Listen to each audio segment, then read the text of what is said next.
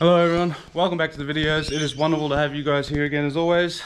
Today, in this video, I'm going to do a little bit to this lump of junk.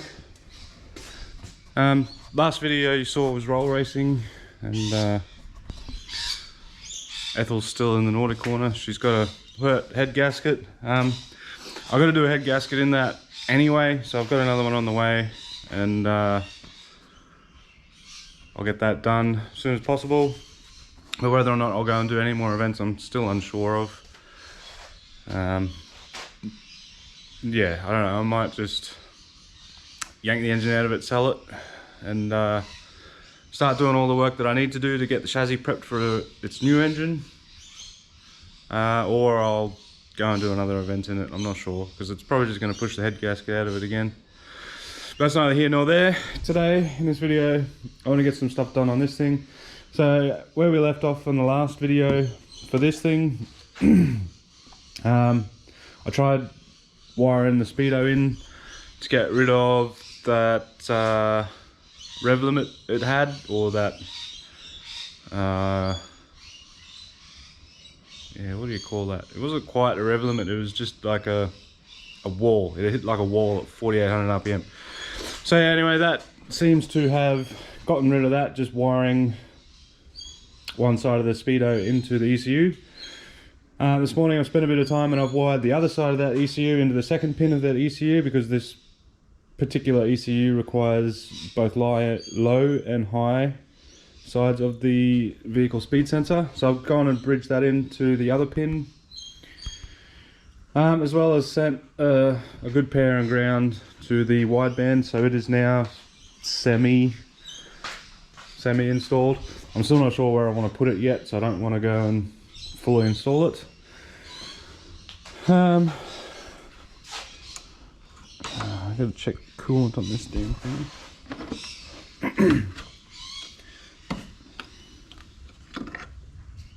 Yeah, she needs a bit of coolant. I found the lid for the DME, so I'm actually pretty happy about that. That can go and get put back down in there and make that all nice and pretty. Oh, it's not damn much. Yeah, also another thing I noticed last time in the last video when we drove it, it seems to be locking the transmission in fourth when I put it in drive.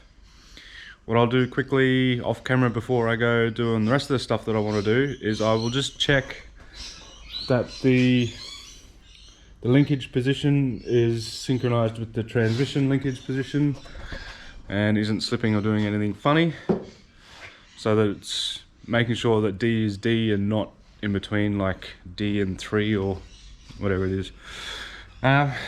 But I think it's probably going to be more of a electrical problem than anything. I have successfully used one of these ECUs to control the 424, and this one is sort of semi doing it.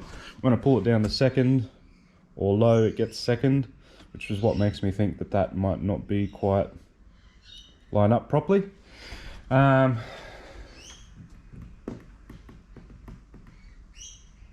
But yeah, it could also be that the ECU is just having trouble controlling it, even though I know for a fact that they will control one.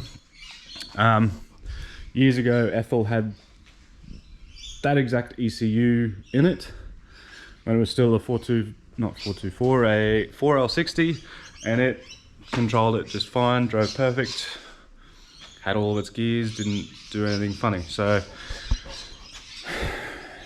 I'm not too sure what the go is with that is yet. If I discover that it is an ECU or loom or electrical issue like that, I will remove the 424 ECU and engine loom, and I think I will go to just a VY flashed ECU with an airflow meter. As much as I hate the airflow meter, the more tunes that I do with those things, the more I'm seeing that they're capable up to a point, and that is going to be the point where I want this to get to. So it'll be fine for what I'm trying to do with this and achieve with this. It's just not my ideal setup, as you would call it. But yeah, anyway, that's enough jibber jabber from me. I'm going to quickly pop this up in the air and check that selector linkage, and then from there, also it killed the wideband sensor. I have ordered me another cheap Chinese LSU 4.9 wideband sensor.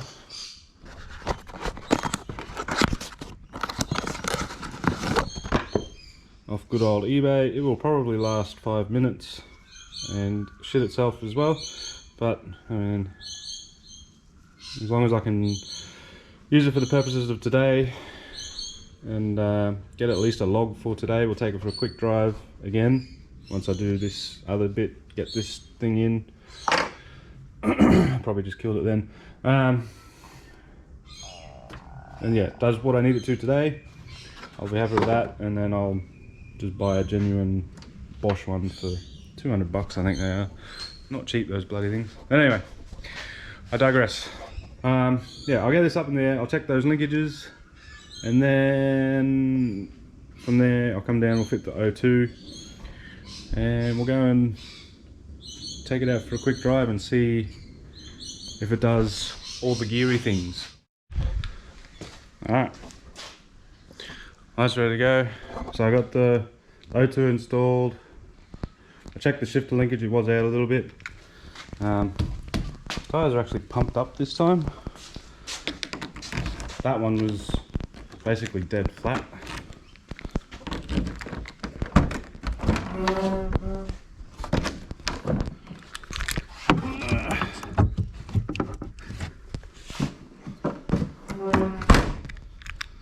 Let's see what happens, eh? See what is going to go wrong this time.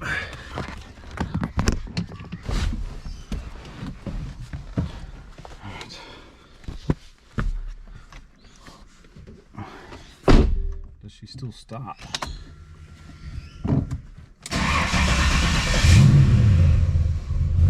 Yep.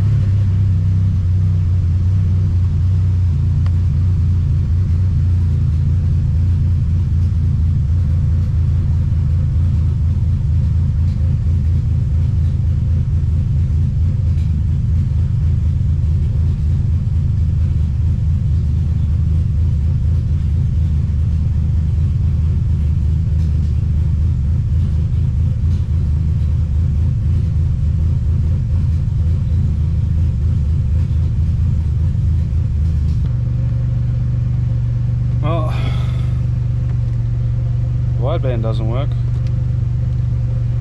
Could have seen that coming. Well, should have seen that coming.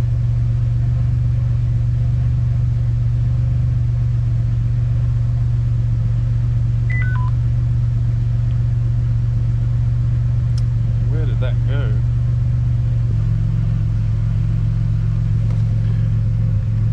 So we got Juniper logging.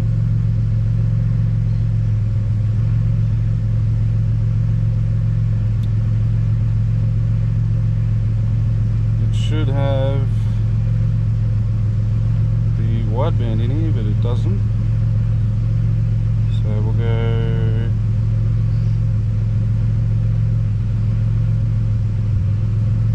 find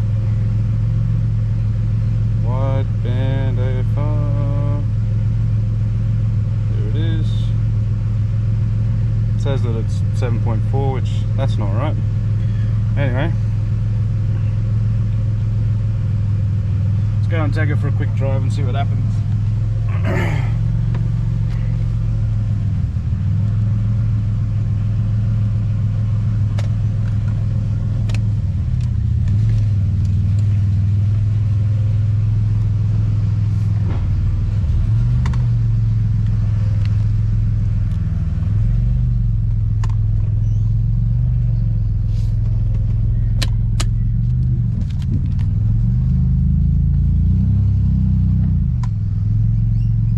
sounds like it's still stuck in a really tall gear.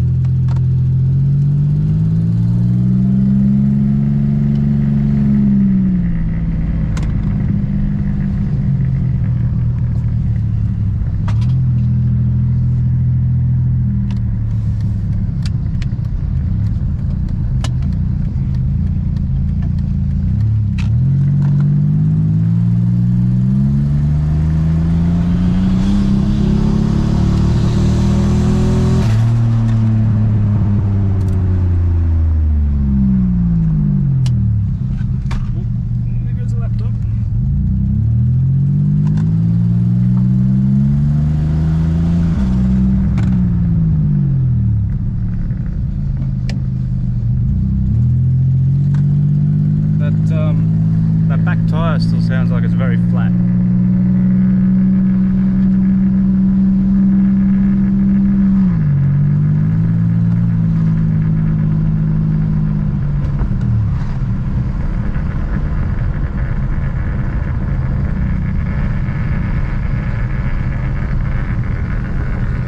In fact, I think it is very flat.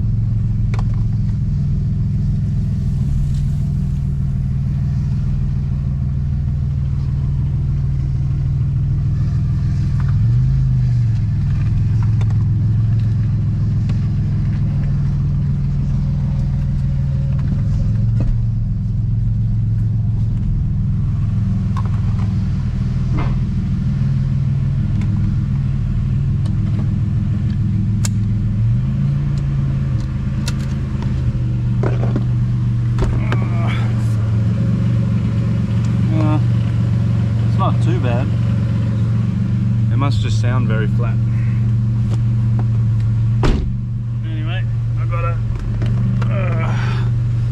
stop this recording.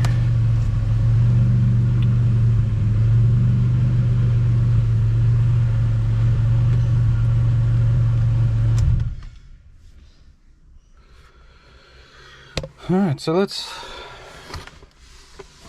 have a look at a couple of things on this log quickly. She's hot. Cool.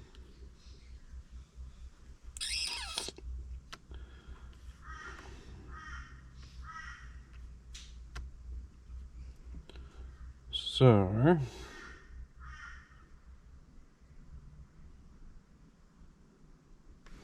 wideband's pegged at 10, so I know that's not right.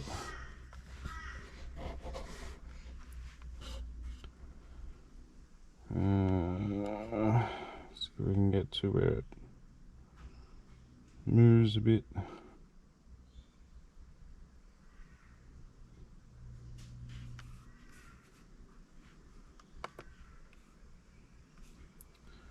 See if we can find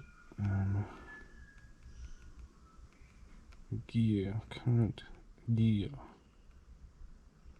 current force motor, requested gear is 3rd. Yeah, so that makes me think that there's an issue somewhere.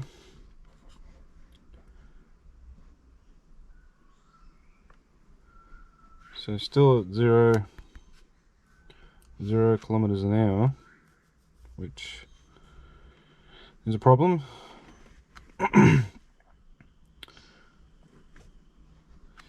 Let's see how far the map comes around as well. See how much boost it made, because I'm pretty sure I need to change out those wastegate springs. So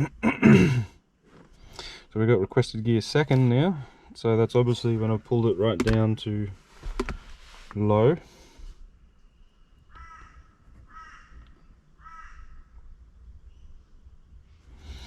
And I think this is probably an issue because of the road speed.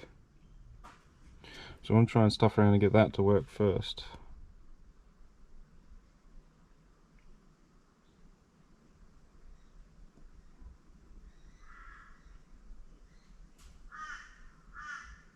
And obviously wideband, so I'll have to order a new wideband sensor.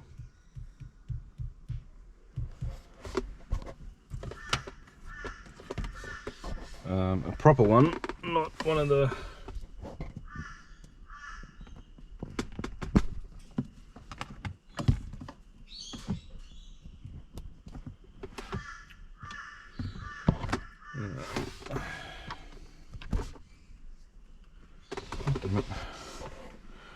not one of the crappy China spec eBay ones.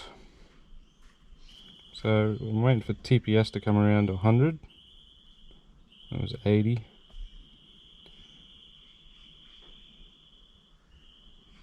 And I saw almost 2 bar of boost, or sorry, almost 1 bar of boost there, 2 bar absolute.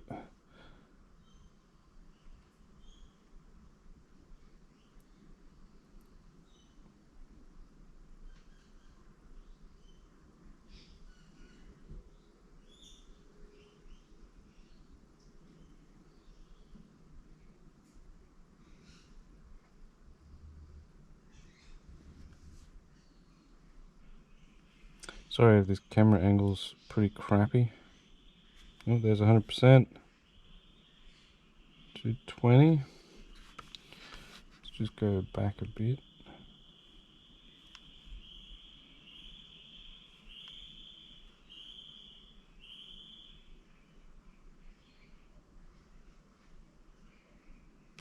Yeah.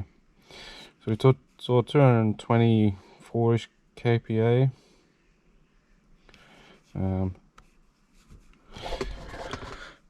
With it misfiring 220, that's about 20-21 pounds of boost, which I wanted to get there eventually, but I don't want it to get there now, so I'll have to respring that wastegate, see what's in there first, and then respring it to something a bit lighter. Oh, excuse me, because that's a bit too much boost. Yeah, anyway. So there's still some issues. I've got to think about what to do with that transmission. That's probably the biggest of them all. it drives alright like that, like you can get second, third and fourth, which for me, if I was keeping this car, I'd just leave it as is, because map sensor is more important to me than first gear, really. What I was seeing is I'm going to be selling this car. I think I might have to just bite the bullet and go VY, ECU and loom, and an airflow meter.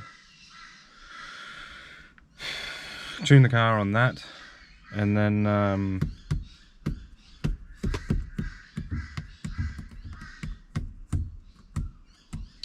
well, it's got no timing there. It's got 6 degrees of timing at 22 pounds of boost. Just because I'm still getting this thing set up, so I don't want to go feeding a heap of timing into it at the moment and having an issue with that while I'm having other issues with transmission and stuff. But anyway, it's neither here nor there. 22 pounds of boost is too much right now. I want to get to that with a boost controller, so I'm going to have to respring. I'm going to have to respring the wastegate. Need to buy a new wideband sensor, which I might just buy a whole new wideband gauge. This Innovate one hasn't been the greatest, especially seeing as now it's still on and the car is off. So I might do that, and yeah.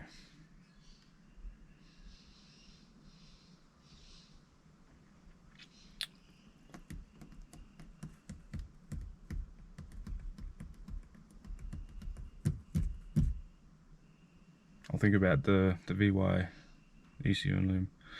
It'll be easy enough to put on here. It'll fit pretty quickly. And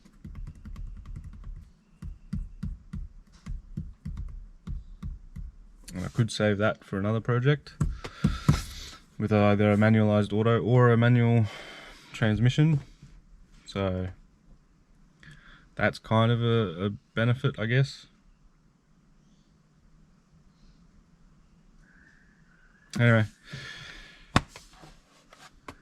this is going to be a 30-minute video.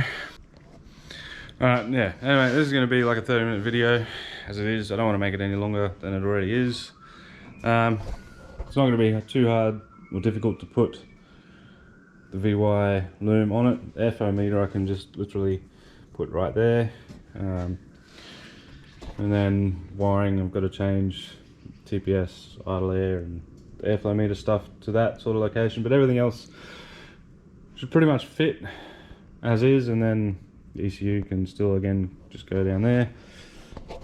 The only one thing I don't like about the VY ECU is it doesn't have support for a wideband sensor input like the VR does. The VR424 ECU has a pin available for a wideband sensor input, so you can data log that while you data log everything else. It's an invaluable tool to have when doing tuning on an engine, and being able to have it on a standard engine computer like this is pretty cool. Anyway, that's where I'm going to end it in this video, guys.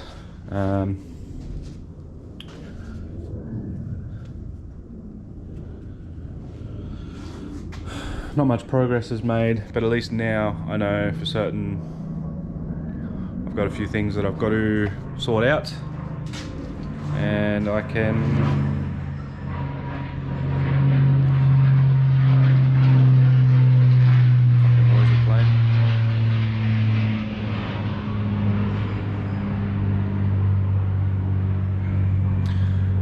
start to work on those and get them sorted, and then I've got to try and get registration on it as well, so then we can go out and properly start road tuning this thing, and yeah, go from there. Anyway, that's going to be it for me in this video, guys. Don't forget, new merch is down in the description below. I'd really appreciate it if you guys jumped over and grabbed yourself something. thank you for everyone who has. Yeah, not sure what the next video will be. I might actually do it on this. I've got to make up a coolant overflow and a catch can. I am considering putting both down in the inner fender well here. When I was underneath before, just doing that shifter linkage mechanism, I noticed just under the headlight in the wheel well here, there is a large amount of room that would be perfect for an overflow tank and catch can. So I might pop those there, or catch cans can sort of go down in that area. I think I've got an old eBay special one that would fit there pretty well. But yeah, anyway, that's going to be it from me in this video. Thank you everyone for watching. Please leave your likes and comments down below. Don't forget, unleash the boost, CO2 the world, and I will see you guys in the next one. Bye bye.